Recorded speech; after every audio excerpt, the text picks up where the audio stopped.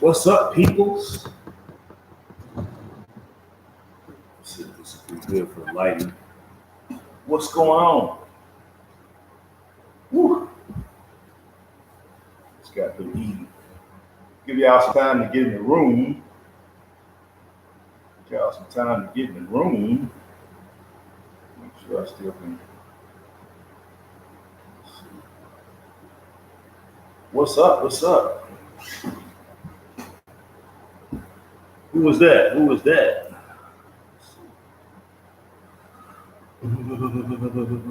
Make sure my earpiece is still connected.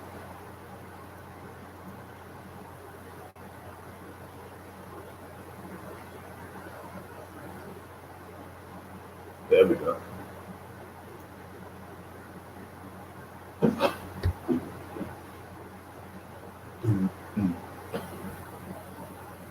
Give y'all some time to get in the room.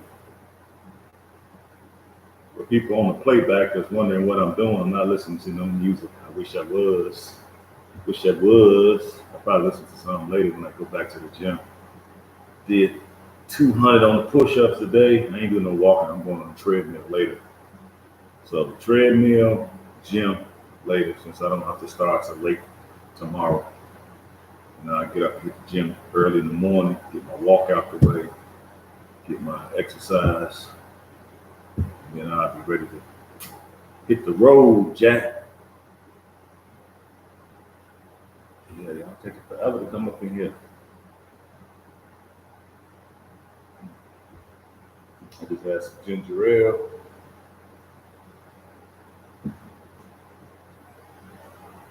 What's up? What's up? Who's there? Who's there? Who's there? Y'all let me know what's going on. I got the laptop out today.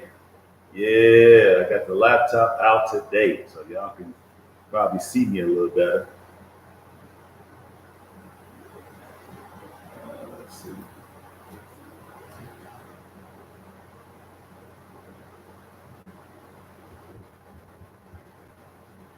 I don't even, I'm so not used to tapping, typing. What's good in the neighborhood?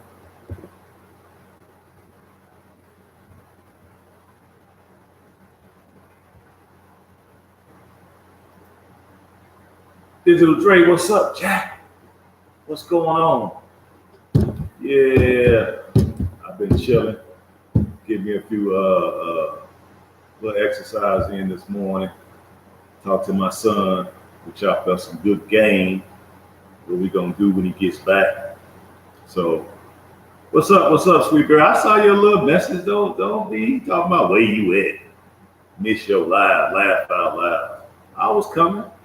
My son called me this morning. We was chopping up some good game. You know he up there in Seattle. So we're getting ready to come to the crib. So we're trying to get some stuff done. You know what I'm saying? Get a meeting of the minds. One thing I like about my son, he's just like, hey, Dad, whatever you want to do, let's do it. I'm on board. I asked him what was his dream car. I said, you know what? I ain't never asked you what your dream car was. He's like, I really thought about that. So I said, look, son, every man has to have a dream car. Would you stop playing? But guess what he said? Can anybody guess what he said? Just to, before we get into the topic, just to have a little fun. What y'all think he said?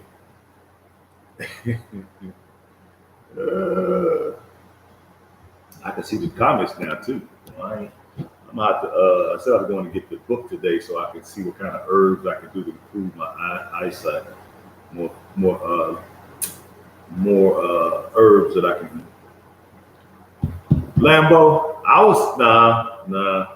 Remember now, he didn't have a dream car until I asked him this question because I said, "What's your dream car?" He was like, "Well, I really don't have I never really thought about it." So he don't even think like that about cars. But so that's why I'm giving you a little clue. Lambo S, nah, y'all kind of off base.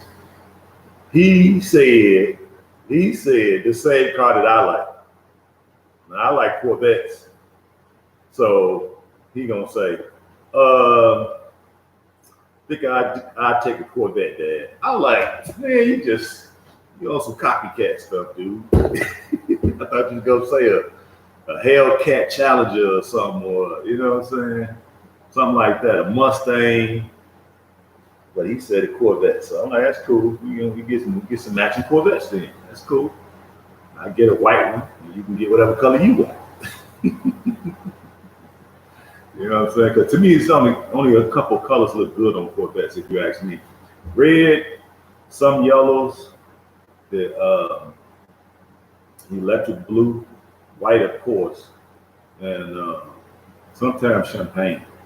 You get into black. Black don't really look. They don't really enhance the presence of that car. If you ask me, car like that, you want to be everybody to see it. You know, red is the most popular color. But of course, red gonna attract the most police as well. Something on the screen. But what's up? What's up? What y'all up to today on this Sunday? Today is the day that we pay homage to the sun. Okay, so as we all know, we are children of the sun. So the sun works in harmony with our DNA, where certain folks on the planet, their skin is in opposition with the sun. So what does that tell y'all? What does that tell you? I know they'd be pissed if they was over here. They'd be like, you mother so-and-so, you. You know what I mean? But hey, the facts are the facts. You know, we get out there in the sun, we get darker, we get a rich glow to our skin. Most of us don't have to worry about no type of skin cancer. So yeah, we're children of the sun. For real, for real. So what y'all doing today? What y'all doing today?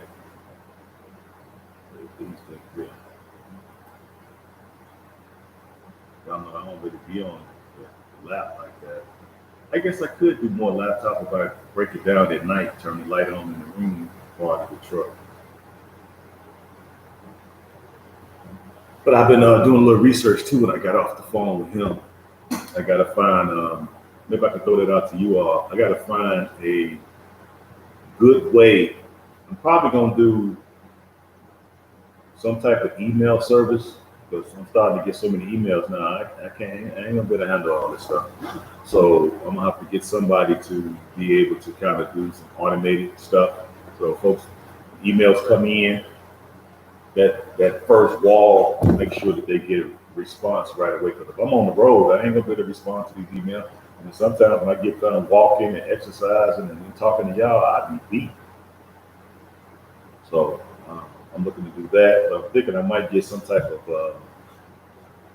click funnel. I think that's what I'm gonna do. I'm gonna get some type of click funnel. That way, as you come into this system, it's gonna have a task. It's gonna have something for you to do. And once you get past that one task, it's gonna have another task for you to do. And the more and more you go down that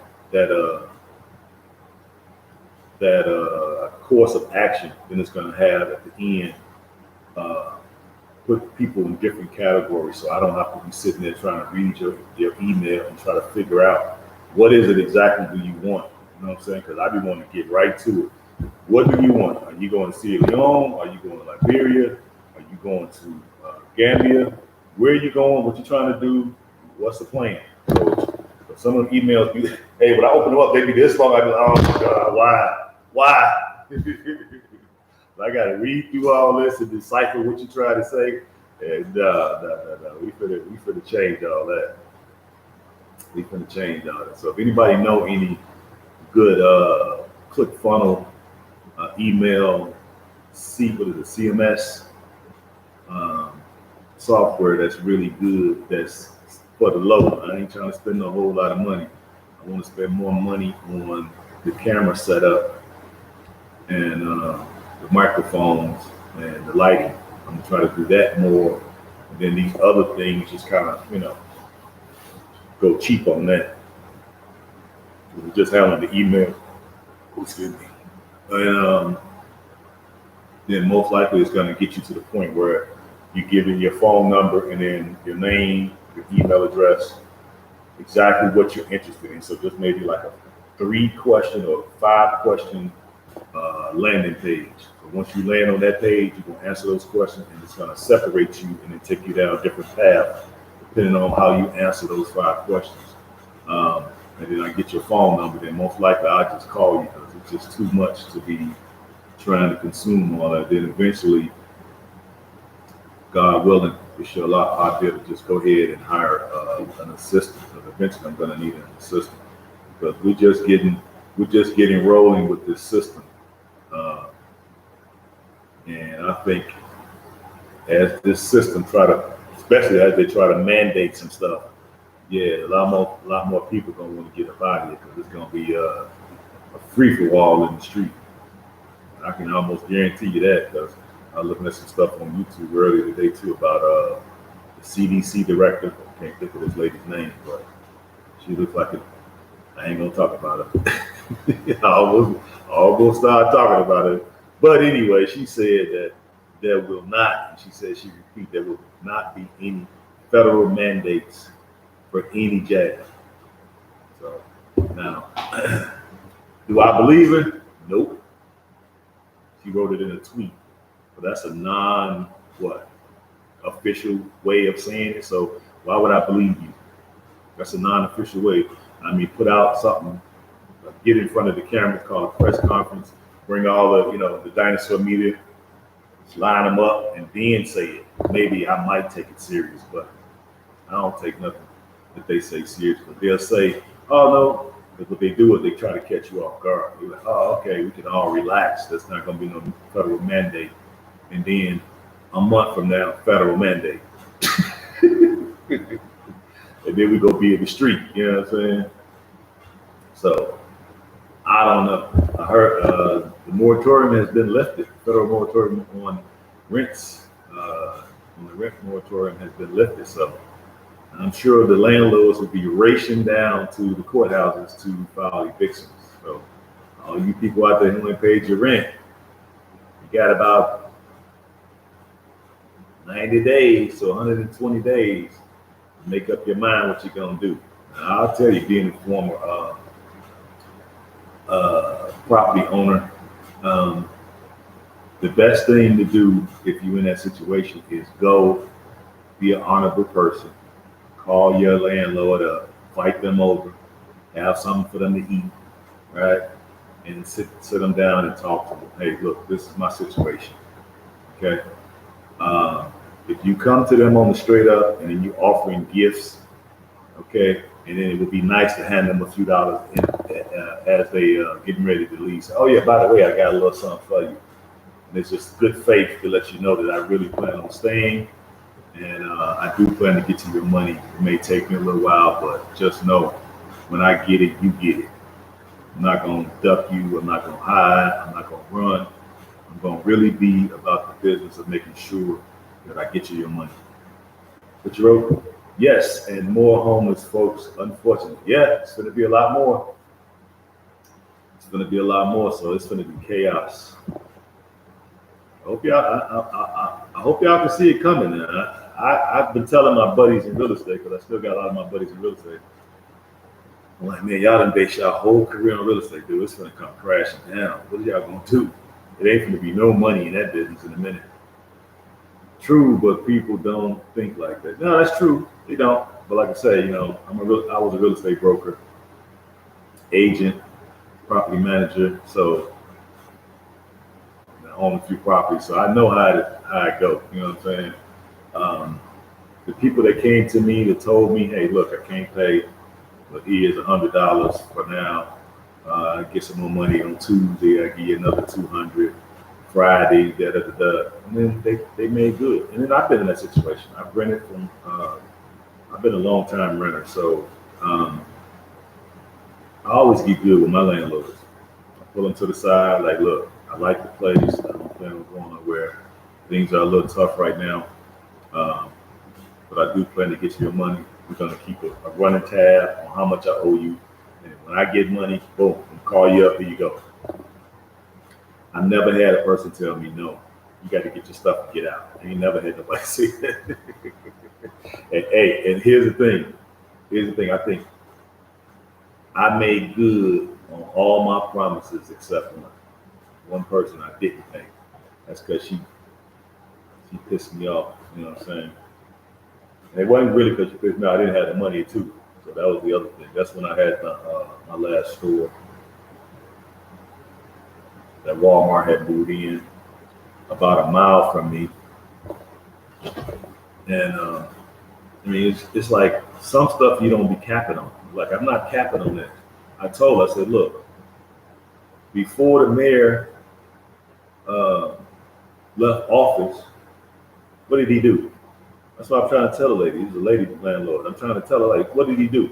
He lifted the moratorium on a city ordinance that we had here in Chicago, where big box stores were not allowed to be within city limits. They could be in the suburbs, but they couldn't be in the inner city of Chicago. And Chicago is huge, so but not having those big box stores inside the city limit, it gave mom and pops like me chance to really thrive. For folks who didn't have cars, they would come to the mom and pop joints, and that's where they would get most of their stuff at. So I was catering to that crowd. So I had a captive audience. Okay, this chump, what did he do? He did two things before he got out of office. And you notice he hasn't showed his face since he got out of office. So that's really suspicious as well. And that's been 10 years or so. So I don't know where he at now. He probably somewhere and got his own island because he sold out pretty big. He did those parking meters. He did the parking meter contract, which was like 200 million, something like that the city received. And then that company, because what they did, they privatized the parking here in Chicago. So they had to be metered parking with these little parking slips. And they had these boxes. I don't know if people have been here in Chicago. They had these boxes at the end of the corner, whatever. You stick your card in there and you put your license plate in, and you can put in there, okay, I want 30 minutes, I want 45 minutes, I want an hour, I want 2 hours. And then they would tell you how much it costs, and they would just take the money off your card. They put a little slip, get a little slip of time on it. You're supposed to take that slip, put it in your car on the glove, on top of the, I mean, on top of the glove box, on the dashboard.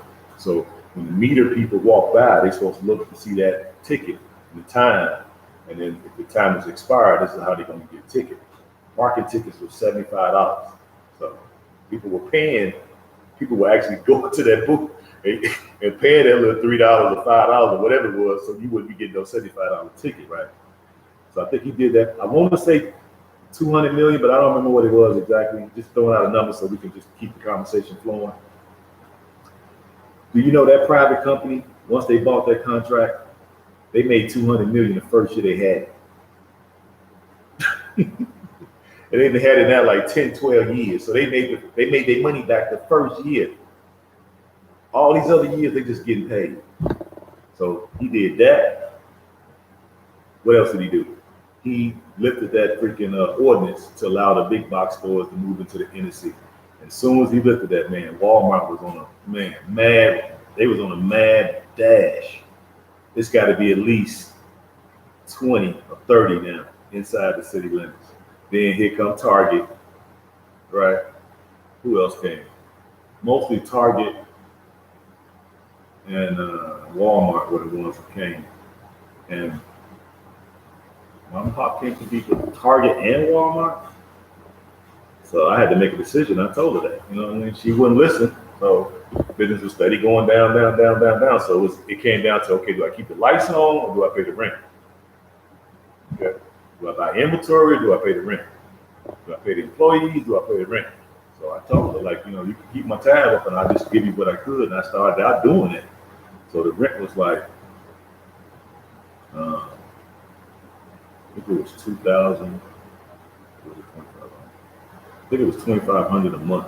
So I was giving her 1,500 a month and just telling her to keep that tab for that extra 1,000. And at some point, I'm gonna just get it to me. And then it got to the point where I couldn't even keep up with the 1,500, and I started giving her 1,000, telling her to keep the tab on the 1,500. Then she got crazy. Oh, you're gonna have to leave. I'm like, ain't nobody in a rush to rent this place in the middle of the hood. You ain't gonna find. And sure enough, how long you think it took her?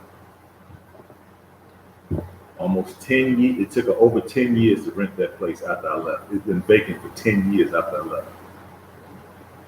You might well have let me stay. Let me see what y'all say.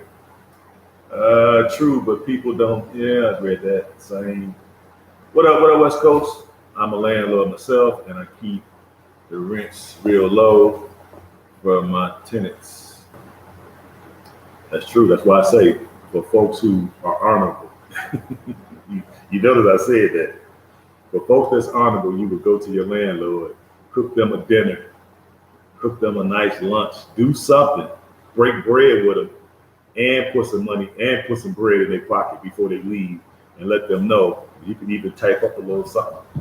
You know, I promise to pay you blank, blank, blank, blank, blank, and then for them to keep score. Y'all keep score of what you owe, so nobody's confused of how much you owe, and then just kind of, try to keep it paid. But right now, it's gonna be ugly out here, y'all. It's gonna be ugly because I've been seeing people just at the store at the mall, just spending out of, and I know what they spend. I'm like, these people ain't even working. How are you at the mall buying Jordans? You got the Jordan line around the corner because I think I got 2 pair of Jordans. You got the Jordan line all the way around the damn corner. I'm thinking like, I know these people. Everybody in this line ain't working. I know they ain't working. I didn't know y'all at this line in the middle of the day. I'm only out here because I'm just on some, I'm off today. I'm like, yeah, y'all out here spending that rent money. That's what y'all doing. Y'all think somebody's stupid. Y'all ain't got no bread like that. But yeah, it's gonna get ugly out here, people. It's gonna be ugly. So y'all just strap yourselves in, buckle up. It's gonna get crazy. This is what people voted for. They voted for this clown. So we finna see. He talking about people with the vaccine and this and that. Man, you better get out of here. So there's gonna be some stuff going on. But in the meantime, we must come together.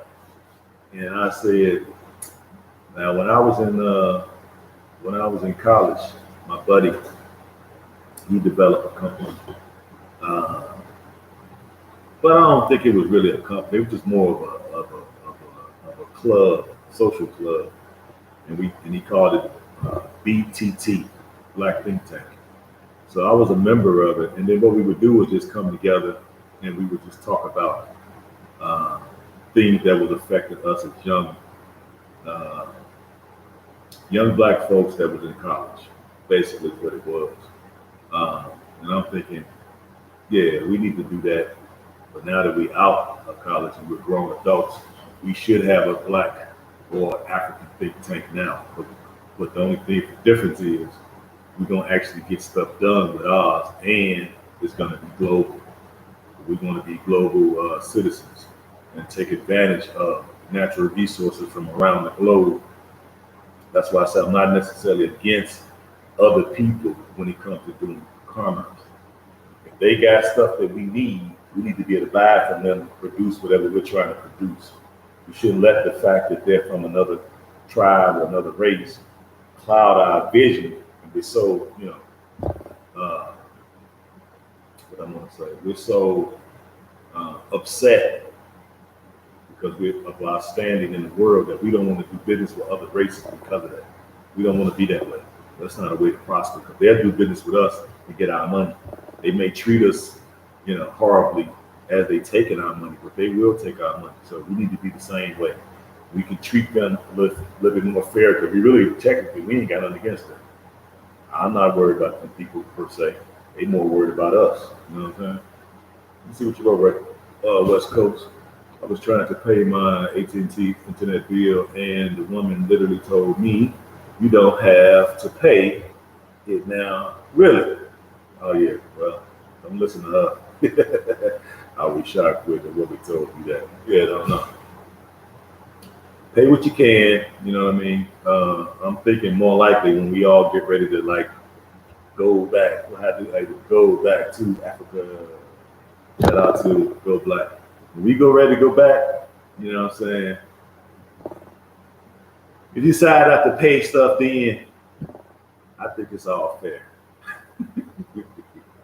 Because we could use that money over there, you know what I mean? Yeah, we could use that money over there. So they're not gonna miss it over here. It's gonna be a wave of bankruptcies anyway. So it's probably gonna be somewhere probably, I don't know, if I had to guess, probably about 50 million coming up in the next 6 months. We're looking at about 50 million bankruptcies. That's my estimate. So we're gonna see, uh, am I close to being right or am I all the way off base? But it's gonna be a lot. I know it. You ain't eat, yep, I ain't never lied. That's right. I ain't never lied. I ain't lying. I know, hey, shit, I've been in the financial business. Let's say real estate is basically financial. I used to have to help people with their credit, tell them how to clean up their credit, how to sell cars or whatever that was on their credit, or get them in other folks' name. I used to do all kinds of stuff to get people qualified for mortgages. Um, and right now, what I see, dude, this country in trouble, trouble. So we need to be thinking long term, like short term, intermediate, and long term. How we gonna navigate this thing? That's why I was saying, like, the countries that have the biggest upside. Okay, that's what I've been trying to give you all. I know it's been hard for folks. If you haven't been there, it's hard for y'all probably to believe which countries are gonna give us the best upside. Okay. Uh, how many expats are there? How long they been there? What's the exchange rate? How big is the country? Okay. What is your connection to the country? And what are the laws? Each country has different laws. I hope y'all not thinking that all the countries over there got the same laws, because they don't. So some of them are advantageous for what we're trying to do. Some of them ain't. Okay. That's why I was trying to get people to see, like, I know y'all might, because if you haven't been there and you haven't really been studying, once you got your boots on the ground, you'll think that all of it's the same. It's all African. Wrong. It's not. Those are countries within themselves with their own laws. And some of them laws is not going to benefit some of us in what we're trying to do. So we need to get to the country with the most upside. Where can we get in right now with the minimum amount of money and grow the fastest, with the most the least invasive laws for what we're trying to do? That's where you want to be. And I don't think, because I ain't heard nobody talking like this. If y'all heard somebody talking like this, y'all tell me, because maybe I'm wrong. I don't have time to look at everybody no more, because I'm so busy. Even though I maybe should subscribe to everybody, but I'm so busy I don't have time. But some of these places is not conducive to what we're trying to do in the long term. Now in the short term, yeah, we can get out. We out of the divided snakes. We're there in Africa. Cool. Now, as you're trying to thrive, this is where the problem may have a conflict with the laws. Okay, it's like if you go to Ghana, I explained this to you all over and over again, but it seems like no matter how many times I've said it, some of you all, when y'all come back in y'all response, I don't think y'all factor in what I said, because I don't hear, when I'm listening to you all or seeing what y'all write, I don't really feel, based off of what y'all write, that you all truly understand what I'm saying. You go to Ghana, you have to lease land. You can't own it if you're not a citizen. You can lease it, sure, for 50 years or 99 years with an automatic renewal. So that's cool. Most of us probably ain't gonna live 99 years. So probably in our mind, we're probably thinking, oh, this shit, that's my whole life anyway. So it ain't no big deal. And then you can will that property to your kids. That's if they're coming over. Okay, you can will it to your kids.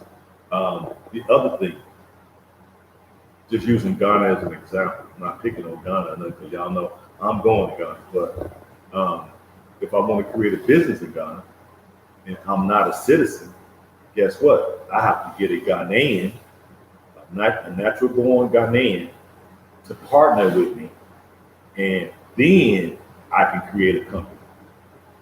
Now, do I want to do that? Maybe. But chances are I don't want to do that. Okay, so fortunately for us, we do have quite a few African Americans that did receive their Ghanaian citizenship. So my plan is to try to partner with them. Maybe, you we try to partner with folks. Our stuff can go sideways quick. So these are the things that we need to factor in. Okay. Then also the citizenship piece. They're quote unquote is supposed to be in the country for 7 years to be eligible for citizenship. But to me, them all negative, but we're still going there anyway. It doesn't matter. Because at this point, we just want to get out. So if I got money coming in from the West, or I got money coming in from somewhere else, from crypto, from something on the internet I'm doing, e-commerce or whatever, and I got money coming in, then those factors don't really mean it. I could be there for 7 years, I can lease land for 99 years, and I don't have to create a business if I don't want to do it because I don't have such a faith in Ghanaian people, or I don't really know nobody well enough to have faith in them, to trust them in the business that I'm creating. So I can just scratch all that and just kind of just stay put as I'm getting money from other places. It's okay, you know what I mean? Let me see what you wrote.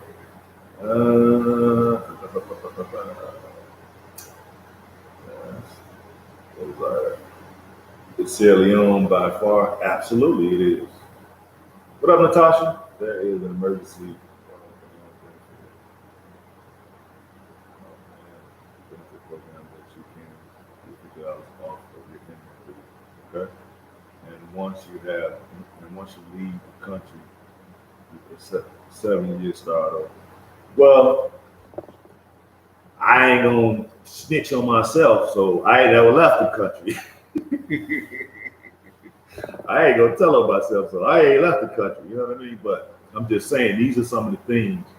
So I don't have the time. If I had the time and I had the right people, we could probably put together a pros and cons of the top 5 countries that's best to immigrate, or not immigrate, but repatriate to.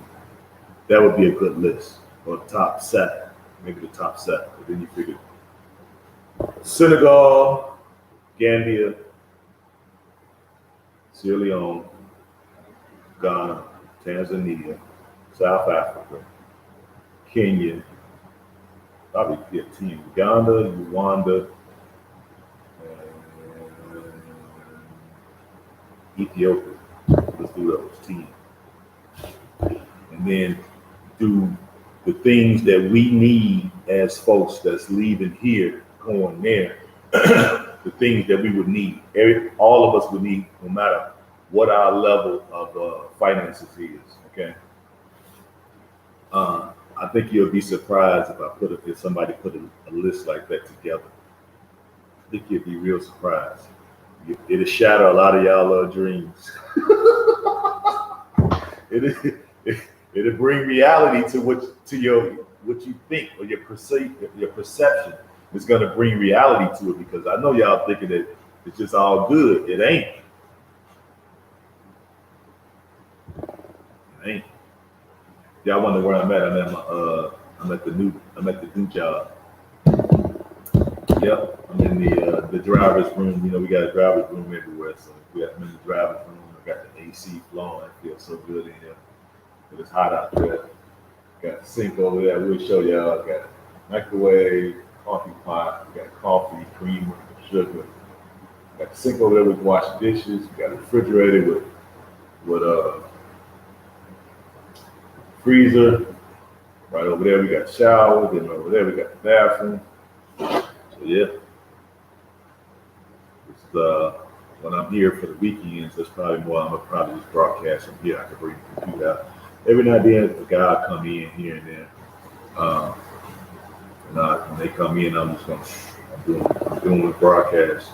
Don't talk to me. In other words, because I'm sure they come in here and see what I'm and see me doing this, and we want to get all in the live. I'm like, nah, dude, we don't need you in the live, dude. No Albert, no devils allowed. You can speak, you can wave, but then get gone. Let me see what you said. And what up, Bob Jones? I see you speaking the ideas that the diaspora community on the continent should be implemented. Absolutely, that's what it's about. Okay, that's why I say we need to put together an A1 think tank, global think tank. Okay, because you want to be doing business here, there, and everywhere. Okay, because what you're gonna find. Um, that's why I say I decided to get into this just so I can just kind of share with you all the things that I see and the things I've been able to put together just on my individual basis. Because I wasn't looking to do this for just to kind of let everybody know. I was just doing this for myself. I wasn't really doing this for everybody. But then as the course of me doing that, I started talking to people. And people were like, man, you ought to create a channel. It was like 4 or 5 people had told me. I'm like, well, I got a channel, basically for trucking, but I don't even really put much over there. So that's why I kind of combined the African and trucking together, since that's my life. That's why I called it. I was already called the Go Ham, but the Go Ham was strictly for my trucking. It wasn't even for the Africa. The Africa was just something I do anyway. But it really was when we talk about trucking, talking about this and that, and buying trucks and different fuel prices and filters and this and that, and mechanics. That's really what I started the channel for. But then when I realized quickly, like, man, the more important thing is this Africa stuff. Let's get up to this. So that's why I I ain't gonna even take the time to just try to change it. Let me just incorporate the two, since this is my life. So that's basically why I'm doing this. And I've been fortunate through trucking. God bless trucking. And it's the best thing. It's giving me it's giving me the benefits to be able to make this traveling. And that's what I say. I got a lot of buddies that's in the military, Navy, Air Force, Marine, a few in the Army, a few of them in the Army. And I tell them, oh, I've been to Africa. No, you haven't. Yeah, I was when I was in the service. No, you didn't. Because let me tell you something. You went on Uncle Sam's dime, on the public, on the Joe Blow citizen. You went on their dime, and you had to do a certain task, a certain job while you was there. You didn't go on your own dime.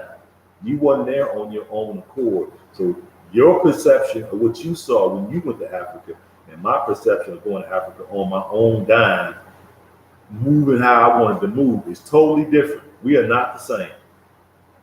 We are not. We're nowhere even close to being the same. Because when I talk to them, they'll have no clue of what I'm talking about, and that tells me, well, how are you gonna sit up here and tell me you've been to Africa? Then when I ask you some questions about it, it's just this is how it is, straight over the heads. Now I have a few that went with me. Okay, cool. The ones that went with me, we can kind of chop it up because we kind of saw some of the same things, and then we kind of confer back and forth. We ate dinner, we broke bread, so we was able to chop it up. But for the ones that haven't been like on a tour outside of the military, nah. I ain't listening to nothing you say. Nothing. Let's see. Yeah. Well, see, he been there, but he's been there to plenty of countries. Plus, he was in the military, so he's different, right? Excellent point. Exactly. Go ham. That's what's up. Are you wearing Invictus? Don't be. Why you all in my business? Why you all in my business, Natasha? Yeah, wearing my Superman Invictus. Thought it, matched my shirt, so I gotta find a hat. I ain't got no hat to match. A friend of mine went to Africa when she was in the service, but said can't remember the trip. Of course, that's why she can't remember the trip, sweet baby, because she was there doing a job. She wasn't there on her own accord with her own agenda. Okay, she was there to do as she was told. That's why she don't remember nothing, because it was insignificant. So if you try to ask her something, you're gonna get led down to a rabbit hole that's gonna lead to nowhere, because that ain't why they was there. See, I've been there on my own money. If you go on your own money, I get the chance to see stuff, talk to people impromptu. So any questions I had, I was right there with people, I can just ask them, hey man, what about this? What about that? What about this? What about that? Now you can get somewhere. Okay? So that's why I'm saying, like, we need to be putting together these type of think tanks because it's going to help people. When I'm corresponding with y'all and some of the things y'all be throwing back at me, I'll be almost want to shake my head. Like, damn. Then I have to realize a lot of you all haven't been there yet. So once you go your first time and you really start interacting with folks and you start asking real questions to people on the ground, you start going to see prices of things, you start asking people about the laws, you start asking people about relationships, you start asking people about religion, you start asking people about the immigration process. Now you're going to be able to get down to the nitty gritty, and then it's going to bring your perceptions down to where reality really is. Right now, a lot of folks, the reality is here, right? Let me see. The reality is here, and most people's perceptions are up here. Okay? So then once you get there, you spend a little time and you ask the right questions to the right people on the ground, you should be able to bring that down to where it's even. So now when you're talking to people, you'll be a little bit more accurate in being able to give people good advice. And then when you ask questions, you won't be asking these way out questions that's just not even nowhere close to being near reality. You know what I'm saying? Mr. Lofton, what's up? The way things going here, I might not come back to the snakes. Yeah, well, you know, that's the whole idea, Mr. Lofton. We're trying to create an environment where we develop a digital hive mind. Okay, that's why I've been speaking about village. So let's say, you know, stuff hit the fan tomorrow. If stuff hit the fan tomorrow, I got enough money. I buy a ticket. Boom, I could be out of here tomorrow. I could leave all this stuff behind. But, you know, big stuff. Little stuff I can grab, throw in a suitcase, overnight, whatever. I mean, overhead. And if I have to pay for extra bags, whatever, I'll pay for it. I'll bring 5 suitcases, just pay for it. I don't care. And just take all this stuff, and just make it work from there. Okay? But see, the thing is, I got contacts over there. I got places I can stay. I know who I got to call. I know who's gonna meet me at the airport. You know what I'm saying? Now, these people are, you know, continental brothers and sisters.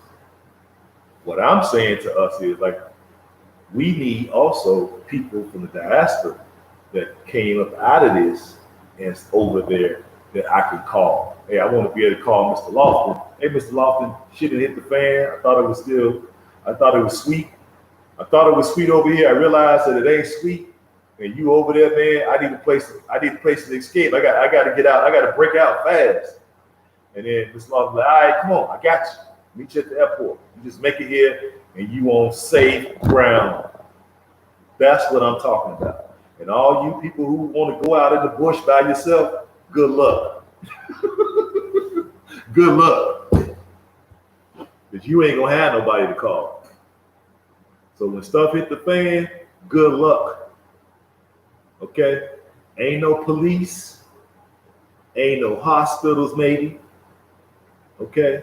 There's no doctors. There's no ambulance. You out there. I don't think a lot of y'all really thought this through. I'll be honest with you. I could be wrong, but I can almost guarantee a lot of y'all ain't thought this through. Now, I've been there, and I see how difficult getting certain things done.